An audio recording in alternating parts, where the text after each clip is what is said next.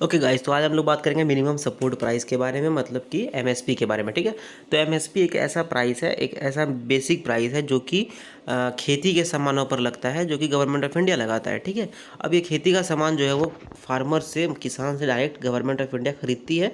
और जो सबसे कम न्यूनतम समर्थन मूल्य जिसको बोलते हैं, जो सबसे कम पैसा, एक ऐसा स्टैंडर्ड है जो सबसे कम पैसे पे वो गवर्नमेंट ऑफ इंडिया उसको खरीदती है। ठीक है, अब इसमें इंपॉर्टेंट बात ये है कि ये कोई भी लॉ के द्वारा इन्फोर्स नहीं है, मतलब कि गवर्नमेंट ऑफ इंडिया ऐसा नहीं है कि वो कानूनन रूप से बाध्य है कि वो एमएसपी लगाएगा ही, और हर जो भी किसान का प्रोडक्ट होगा, जो भी उसका फसल होगा, उसको गवर्नमेंट ऑफ इंडिया खरीदेगा ही। ऐसा ज़रूरी बिल्कुल भी नहीं है, मतलब कि ये लॉ के द्वारा, ये कानून के द्वारा ऐसा भी कहीं भी नहीं लिखा गया है कि वो लोग, गवर्नमेंट ऑफ इंडिया जो है वो किसान का फसल एमएसपी पे खरीदेगा ही खरीदेगा। ठीक है, अब तो एमएसपी हम लोग लगाते क्यों हैं? तो एमएसपी इसलिए लगाते हैं, गवर्नमेंट ऑफ इंडिया इसलिए लगाता है ताकि फार्मर्स को जो है नुकसान ना हो। ठीक है, मान लो अगर कि फार्मर्स कोई ऐसा सामान खरीद उपजाया जिसको कि मार्केट में नहीं बिका। ठीक है, तो मार्केट में नहीं बिका तो वो क्या करेगा, पूरा उसका फसल बर्बाद हो जाएगा।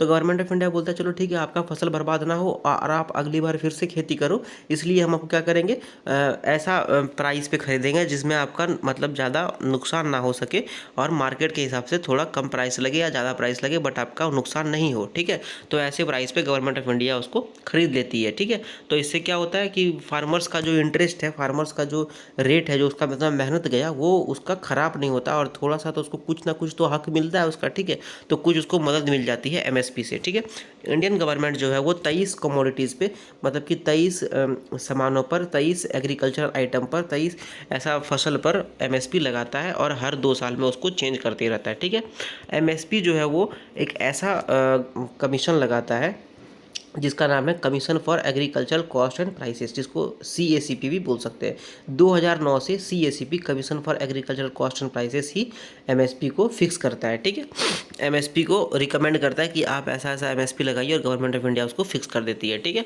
अब एमएसपी लगाने के लिए जैसे हम बताए सीएसीपी मतलब commission for agricultural cost and prices, वो 2009 से उसको फिक्स करती है, लेकिन उस पर कुछ फैक्टर्स है, कुछ ऐसा तथ्य है, कुछ ऐसा सामान है जिस पे वो देखती है, और जिसके देखने के बाद वो एमएसपी के बारे में रिकमेंड करती है गवर्नमेंट ऑफ इंडिया को, और गवर्नमेंट ऑफ इंडिया फिर से एमएसपी लगाता है। ठीक है, तो क्या क्या चीज़ें हैं, जैसे वो देखता है कि प्रोडक्शन कॉस्ट में कितना लगा, जैसे कि कोई भी चीज़ अगर प्रोड्यूस किया फार्मर्स, तो उसका लागत कितना लगा, जैसे 1500 अगर लागत है, तो गवर्नमेंट ऑफ इंडिया चाहती है कि 2000 रुपया में उसको खरीद लिया जाए। ठीक है, ताकि 2000 रुपये में खरीदेंगे तो फार्मर्स को 500 रुपये का नुकसान फ़ायदा हो जाएगा। ठीक है, तो इससे फार्मर्स का भी इंटरेस्ट बचेगा, और वो अगली बार फिर से खेती करेगा। फिर देखता है कि मार्केट में क्या डिमांड चल रहा है, अगर ज़्यादा डिमांड होगा तो ज़्यादा पैसा मिलेगा, कम डिमांड होगा तो कम पैसा मिलेगा। सप्लाई किस हिसाब का चल रहा है, अगर कम सप्लाई है तो ज़्यादा पैसा मिलेगा, ज़्यादा सप्लाई है तो कम पैसा मिलेगा। ठीक है, फिर प्राइस फ्लक्चुएशन देखता है, मतलब कि देखता है कि प्राइस जो है वो कहीं ज़्यादा ऊपर नीचे तो नहीं हो रहा है, जैसे कि टमाटर आज 20 रुपये किलो, कल 100 रुपये किलो, ऐसा तो नहीं हो रहा है। ठीक है, वो देखता है कि प्राइस स्टेबल है कि नहीं है। ठीक है, उसके बाद देखता है कि जो मार्केट का प्राइस है टमाटर का, फॉर एग्जांपल टमाटर का, वो गिर रहा है या उठ रहा है। अगर उठ रहा है तो एमएसपी थोड़ा बेटर मिलेगा, और अगर गिर रहा है तो एमएसपी कम मिलेगा। ठीक है, उसके बाद फिर देखता है कि इंटरनेशनल में मार्केट का प्राइस कैसा चल रहा है। जैसे टमाटर अगर इंटरनेशनली 100 रुपये किलो बिक रहा है, और हम लोग का गवर्नमेंट ऑफ इंडिया 20 रुपये किलो बेच रहा है, तो क्या करेगा, वो फटाफट एमएसपी दे करके खरीद लेगा और विदेश में बेच देगा सामान। ठीक है, तो इससे फटाफट एमएसपी देने में भी आसानी होगा। उसके बाद देखता है कि एग्रीकल्चर करने में, मतलब जो खेती करने में कितना उसको खर्चा हुआ, एज उसको मतलब जो मजदूर रखा उसमें उसका कितना खर्चा हुआ, सब मिला करके। ठीक है, अब जो 23 फसल है जिसपे गवर्नमेंट ऑफ इंडिया अपना एमएसपी लगाता है, वो कुछ इस प्रकार है।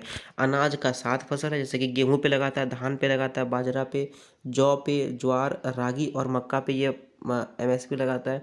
उसके बाद अगर पल्सेस का बात करें तो पल्स में अरहर दाल, चना दाल, उड़द दाल, मूंग दाल और मसूर दाल पे लगाता है। फिर अगर तिलहन का बात करें, मतलब ऑयल सीड का अगर बात करें, तो उसमें आता है रेपसीड यानी कि सरसों का तिलहन, फिर मूंगफली, सोयाबीन, तुरिया, तिल, केसर बीज और सूरजमुखी के बीज और रामतिल, इन सब पर गवर्नमेंट ऑफ इंडिया एमएसपी लगाता है। लेकिन एक इंपॉर्टेंट बात फिर से मैं आपको बता दूं कि कानूनन रूप से गवर्नमेंट ऑफ इंडिया बाध्य नहीं है एमएसपी लगाने पे, मतलब वो कोई भी कानून ऐसा नहीं है जिसके अनुसार एमएसपी गवर्नमेंट ऑफ इंडिया को लगाना ही पड़ेगा।